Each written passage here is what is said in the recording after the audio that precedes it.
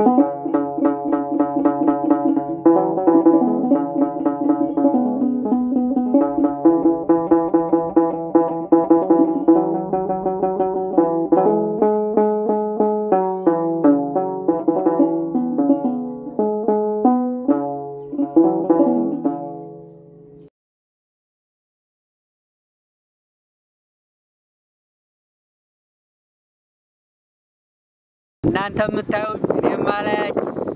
ስለዚህ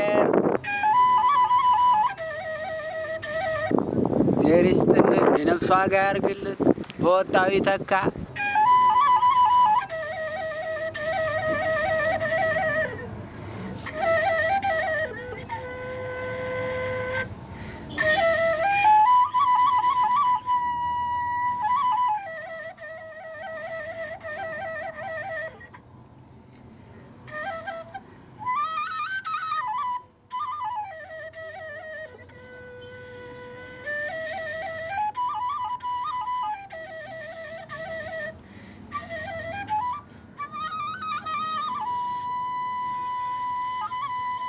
ስለ ብርሃን አምላክ እናንተ የምታዩኝ እኔም አላያችሁ። ስለ ብርሃን አምላክ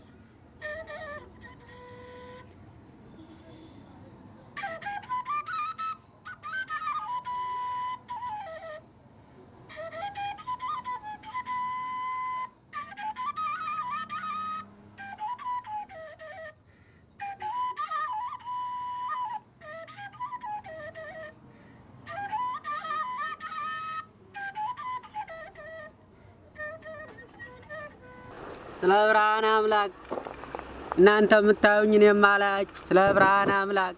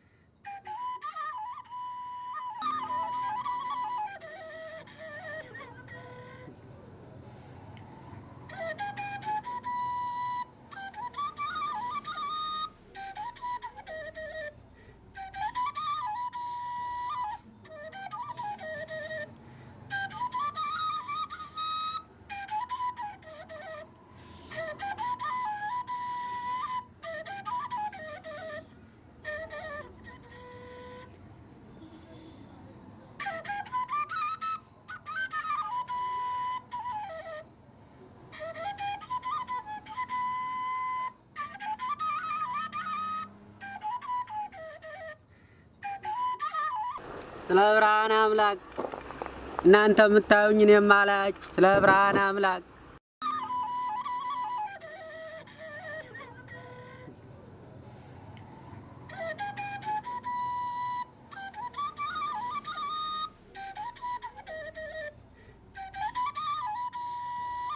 ስማውን ስለ መድኃኒዓለም እዚህ አካባቢ በከረጢት የተቋጠረ ብር ጥዬ ነበር አላየህም?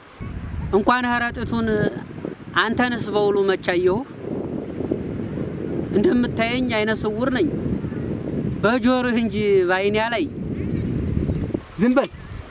እዚህ አካባቢ ያለው አንተ ብቻ ነህ። ሌላ ማን ሊወስደው ይችላል? ይልቅ ቀልዱን ትተህ የደበቀውን ገንዘብ ብታመጣ ይሻልሃል።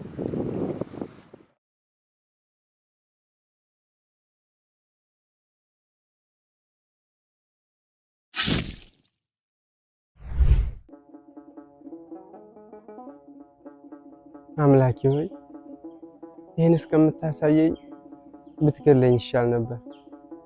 ብሩን የወሰደው ሌላ የሚሞት ግን ሌላ። ምን አይነት ነገር ነው? ወዳጆ ለምን እንደሆነ መጠየቅ ሲገባ እንዴት ይህን ታደርጋለህ ብለህ መቆጣት ተገቢ ነው? በል ወደ ነበርክበት የጸሎት ቦታ ተመለስና የዚህን ነገር ምንነት ልንገር።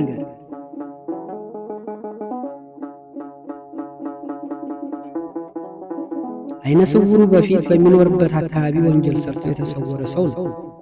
በሚኖርበትም አካባቢ አይነ ስውር አልነበረም። በጣም አስቸጋሪ በጉልበቱ የሚመካው ወንበዴ ሰው ነበር። የሆነ ቀን እንደለመደው ሰው ጋር በመጣላት ሰውየውን ገድሎ ይሰወራል። በሰራውም ሥራ ሳይጸጸትና ንስሐ ሳይገባ በግዴለሽነት ሳይታወቅበት ይኖር ነበር። በሚኖርበትም አካባቢ ከጊዜ ብዛት የተነሳ አይኑ ታወረ። የተገደለ ሰው ደግሞ የፈረሰኛው አባት ነበር። የፈረሰኛው አባት ደግሞ ከመሞቱ በፊት ብር ተበድሮ ነበር። ብድሩን ሳይከፍል ተገደለ።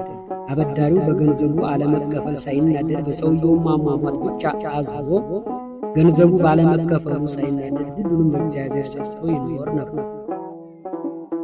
ከወንዙ ስር በከረጢት የተቋጠረውን ገንዘብ ያገኘው ሰውዬ ደግሞ አበዳሪው ነበር።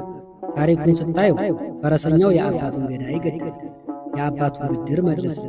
ሁለታቸውም ግን ታሪኩን መገጣጠም አያውቁም። ይቅር በለኝ አምላክ፣ ይቅር በለኝ አምላክ። አንተ ምን ጊዜም ትክክል ነህ። ሁለተኛ ባንተ ስራ ጣልቃ አልገባም።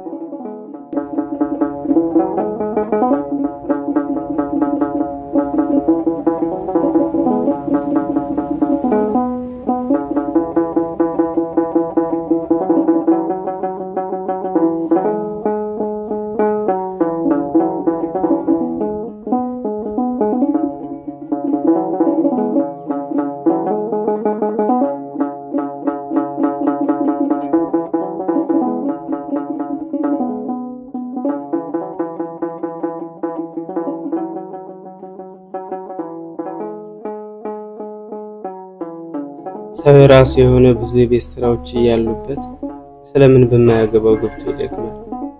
በተሰጠው ውስን አእምሮስ የፈጣሪውን ስራ ለምን ይመረምራል? ጊዜው ቢረዝምም ሁሉም ሰው ራሱን የዘራውን ያጭዳል። ኃጢአትን ሰው እንዳይን ተደብቀን ስንሰራ እግዚአብሔር ግን እንደሚያየን እንዴት እንዘነጋለን? ማንም ሰው ክፉ ቢያደርግብህ ለበቀል አትነሳ፣ ለእግዚአብሔር ስጠው እንጂ። ሐዋርያው ቅዱስ ጳውሎስ በሮሜ መልእክቱ ላይ እንዲህ ይላል፣ ለማንም ሰው ስለ ክፉ ፈንታ ክፉ አትመልሱ፣ በሰው ሁሉ ፊት መልካም የሆነውን አስቡ። ይቻላችሁስ በእናንተ በኩል ከሰው ሁሉ በጋራ በሰላም ኑሩ። ተወዳጆች ሆይ ራሳችሁ አትበቀሉ፣ ለቁጣ ፈንታ ስጡ፣ አሳልፉት እንጂ። በቀል የኔ ነው፣ እኔ ብድራቱን መልሳለሁ ይላል ጌታ ተብሎ ተጽፏልና። ጠላትህ ግን ቢራብ አብላው፣ ቢጠማ አጠጣው። ይህን በማድረግህ በራሱ ላይ የእሳት ፍም ትከምራለህ። ክፉን በመልካም አሸንፍ እንጂ በክፉ አታሸንፍ። ወስብሐት ለእግዚአብሔር።